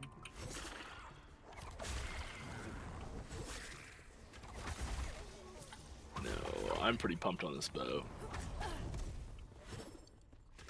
The only thing we could do is we could make another legendary Morning Frost, or try and do like a funny helmet, like a snowblind helmet, just for fun. You know, just like stick some exalted helmet on snowblind for fun. Not ideal.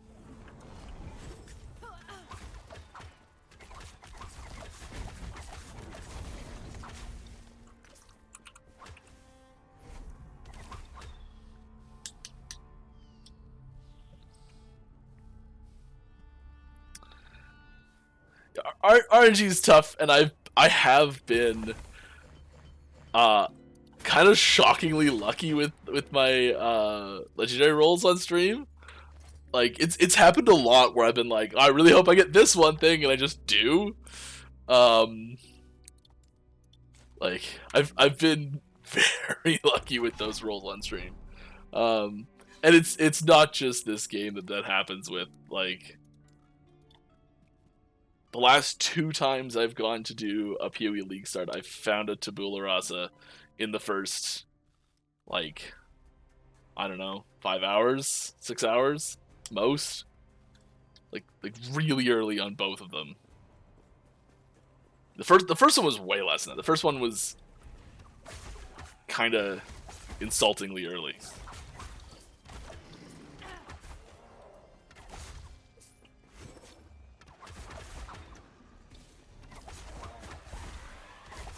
The game's just like, no, you should play this game. Come on, stay. I'm like, well, I guess so.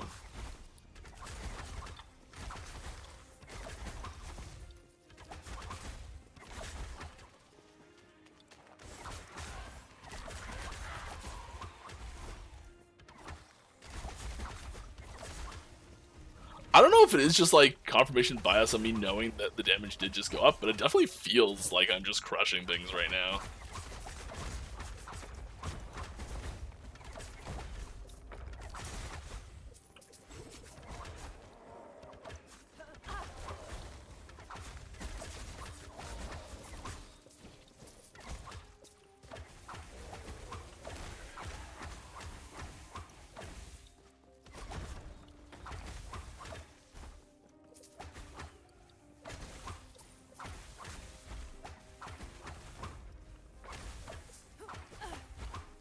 Yeah, like if I don't know, maybe it's just an easier zone, less negative mods stacked up or whatever. But like, I feel like that was shockingly easy. Looks like more damage. Feels like more damage.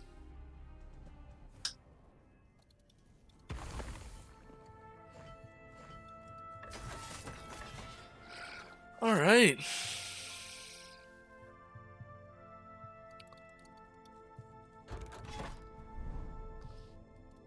Every time you see me do this, it's me checking the scores. Just that downward angle glance. Just like prop it up on the middle of my screen.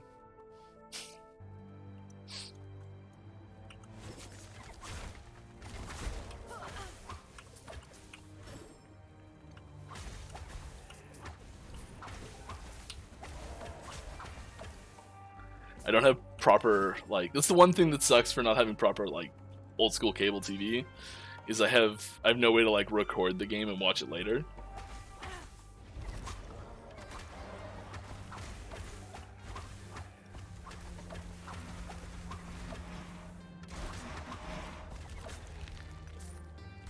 But you better believe as soon as the stream's over, rush into that third period.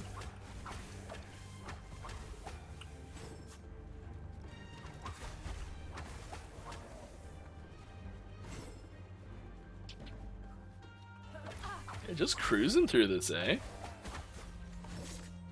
Not happening. I should try and bump corruption up fast and see if I can get it up at all.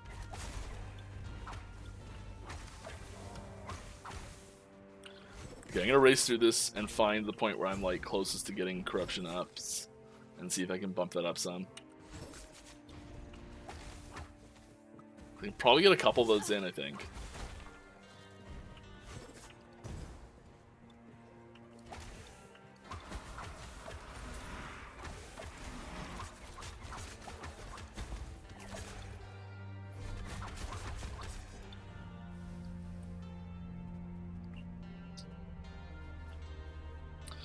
No questions being asked. Might as well talk about the favorite system. Cool, yeah.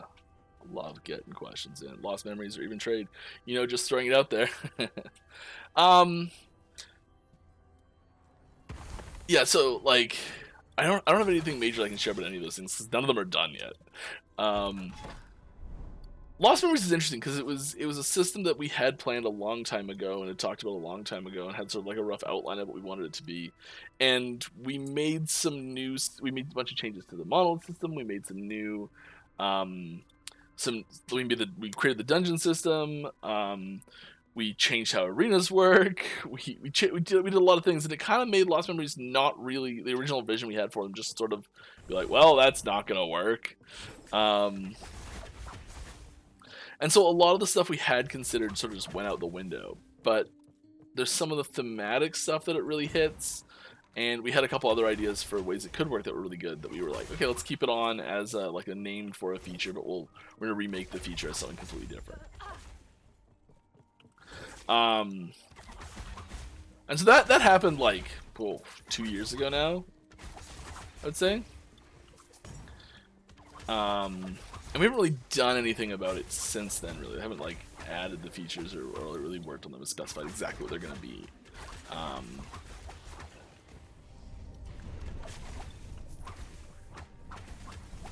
But as far as, like, a favor system, that's something we've talked about. I don't know when we've talked about that or how much we've discussed what that's going to be. But I think one of the key things about it is having a progression system that's not tied as stringently to your character level, but more tied to multiple systems throughout the game. So it's something that you can advance without being like, okay, like when you're playing Monolith, you're advancing your Monolith progression. When you're playing Dungeons, you're advancing your dungeon progression. And there's a little bit of crossover with the keys and like the gear you get from things like that. But there's no direct like. You can't unlock a new dungeon tier by completing a monolith. You can't unlock a new monolith island by completing a dungeon, right? Like there's no direct cross progression unlocks there. And so I think that's an important part about a like this nebulous favor system we've sort of touched on is having the progression to that not be tied directly to any one endgame system, like any one game activity. I think is a better way to put it, probably. So you are still like a little bit more able to have that progression where it's not tied to your character level or any other endgame systems as much, where you could focus on it or ignore it, and like you might see like a level, I don't know, level 70 to level 100 that have the same favorite progressions. That'd be pretty unlikely, but I bet it could be done, sort of thing. And that's still very much up in the air on details for it. So that's why I'm talking in such broad strokes for it. I think that's some of the general like really overarching mechanical goals for what it does, why it's there, reasons for existing.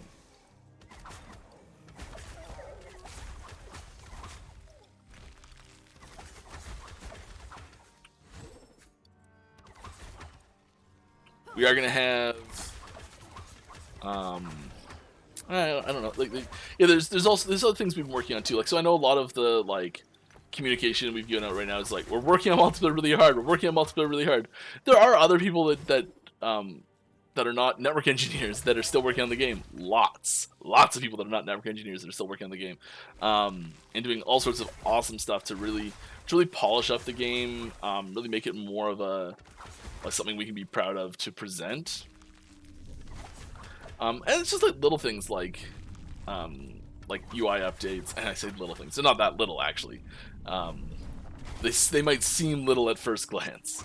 So like, yeah, the dialogue UI, or just like the chat window, or like, you know, just like things like that where they might not seem obvious at first. Just like the login flow, and like create like account registration and things like that, just making that easier and smoother and less error prone, and all that sort of stuff, I think is really important as well. And all those things are being worked on at the same time. And I think possibly a misconception about the like 0.9 patch is that it's just going to be what we have now, but online, and that's not the case. There's still a lot of these other things that are happening that are going to be there as well.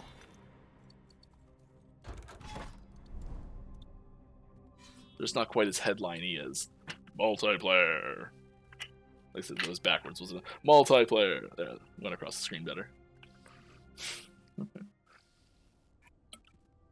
Hey there, love the game. Thank you very much. Do you guys have plans to optimize the game further for a gamepad? Yes.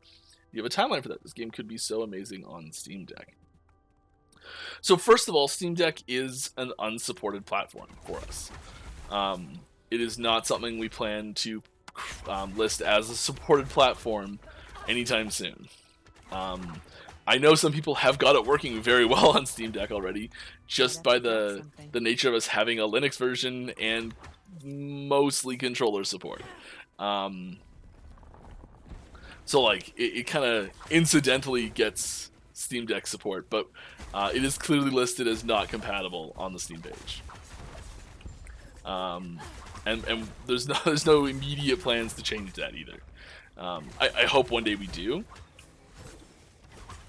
And I don't think it'll be much of a stretch to do, but I think it'll be more of a, like, if we look at it one day and go, huh, this just works, doesn't it? I guess we'll make it compatible with Steam Deck. That would be the situation where it happens, if it happened pre-launch, probably. And as far as controller support in general goes, yeah, proper controller support is a launch feature for us. That is something we want to have solid and tight, as just like where there's that field on Steam where you can say like controller support, it's like non-partial, mostly, or full, or something like that. There's like different words for it, and so it's just like full controller support is a tag we'd like to have as soon as possible, really. And there are things that are being done to make changes to that, like today I approved a pull request with some controller fix. So like there are changes to controllers that are being actively worked on. And we do design UI with controllers in mind. And I just realized as I'm talking that the new login flow UI is not controller optimized right now, so I need to go back and do that.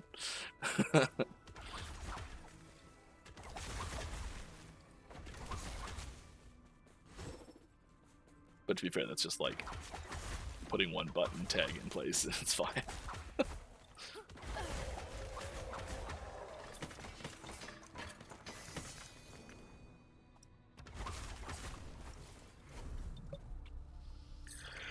Is the studio 100% back at work now, or is it still summertime? We don't really have a set, like, everyone take the summer off or anything like that.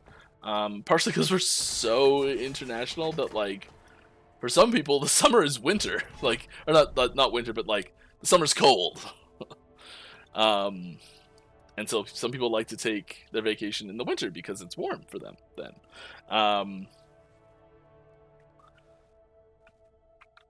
But yeah, there were a few people that took vacations in the summer, like what happens in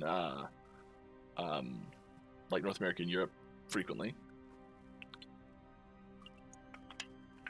where the majority of people on the team are from. Probably, I think. Yeah. There's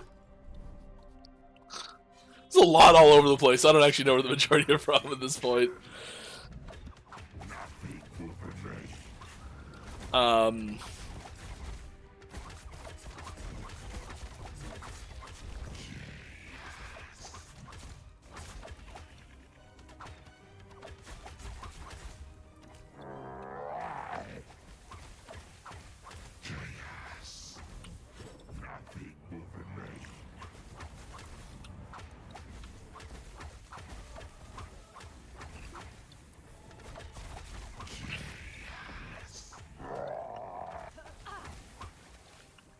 Scoot over here a little bit. Whoop. Yes. Oh wow, never seen that ring before.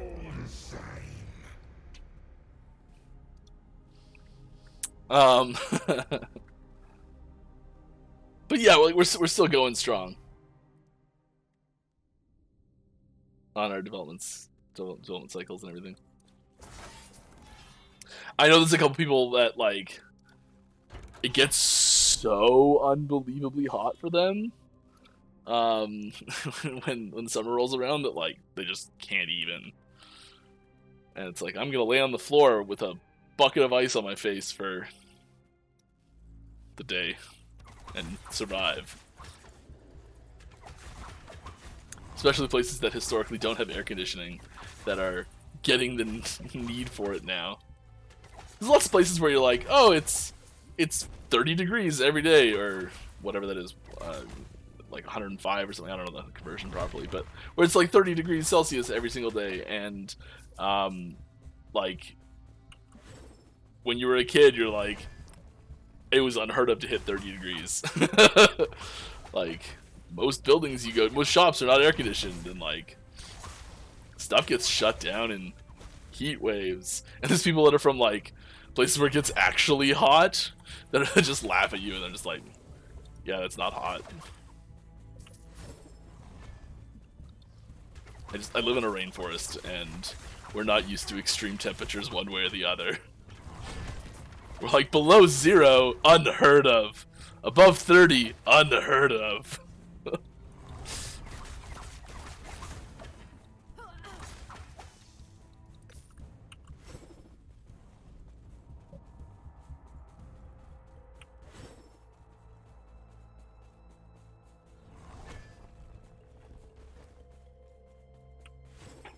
You wish your summers only hit 30 degrees?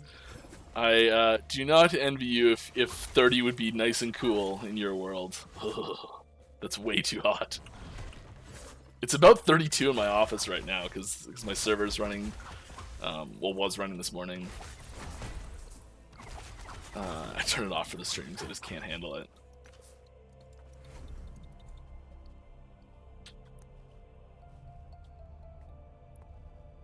But yeah, it's too much. I feel like I'm drenched in sweat right now.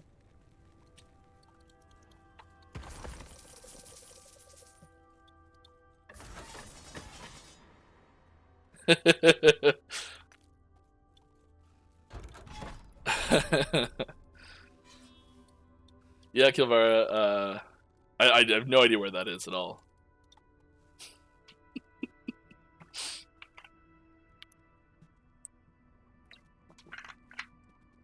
Yeah.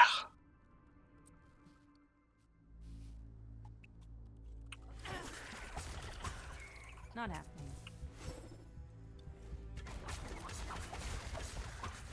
Remember 96? I don't know if you're old enough to remember that, but or if you don't, every time it snows, everyone says, "I was there with the blizzard of '96."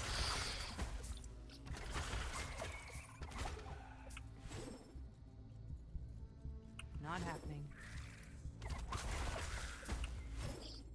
It was like the one time we actually had real snow ever.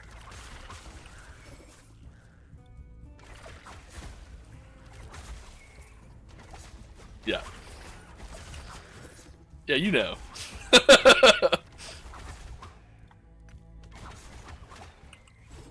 Oh, this build is great. I love. So okay, like, I'm just sort of playing it and hanging out, and the mobility is fantastic. I'm struggling a little bit on sustained damage for mana on boss fights, which I know Lizard has a fix for, and he's like, "You're using the old version of the build, Mike. What are you doing?" But it feels great. Really enjoying this build, and I'll be sad to see it go. But I'm gonna switch to something new next week. Probably go back to that video that Perry put out about Might have to drop something. drop something. Okay. About just fun builds and pull something new from that. So all the builds I've been doing lately have been from that. Love the game. Can't wait for full release. Thank you. Me neither. Are we exactly at 9:20? Are we gonna finish with the boss fight? We're gonna finish with the boss fight.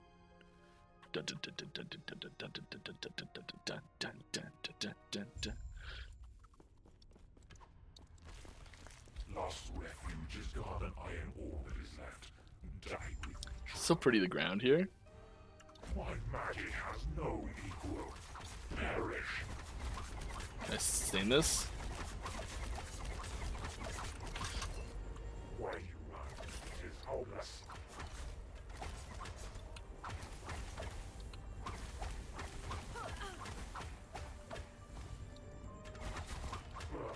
Wretches. The void consumes all.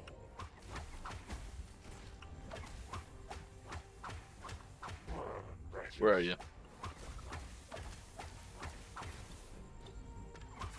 My magic has no equal.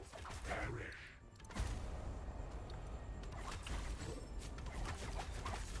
Not happening. Can Void I... is hopeless.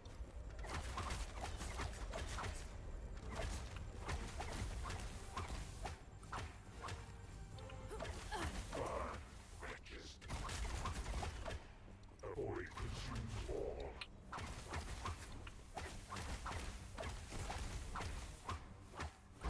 Wretches.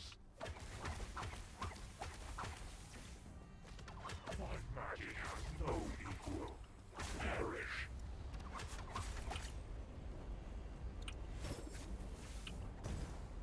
Where you run is hopeless.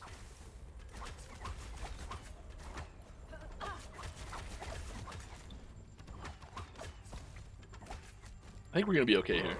Wretches. The void consumes all. Taking classes in jinxing. Wretches. Jinxing 101. It's a blow-off class for the semester. Wretches. My magic has no equal. Perish.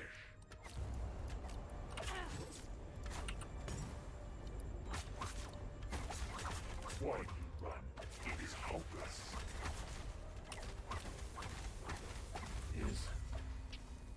Is this like Double keys. finally over? Double keys.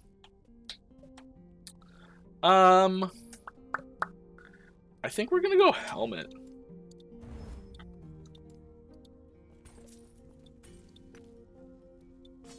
That's a cool scepter.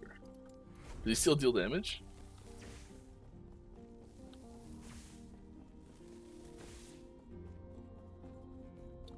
Interesting. Interesting. I'm getting hit by everything here? Yeah, well, you know what? I'm having some fun with it, seeing what I could get away with, you know?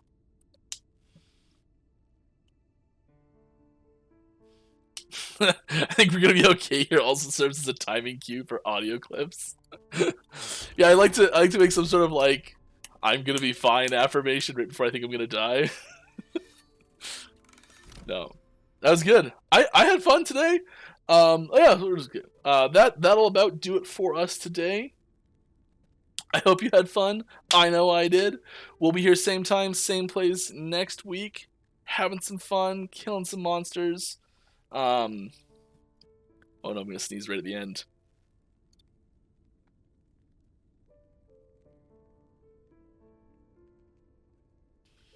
Maybe I won't sneeze at all because I'm in control.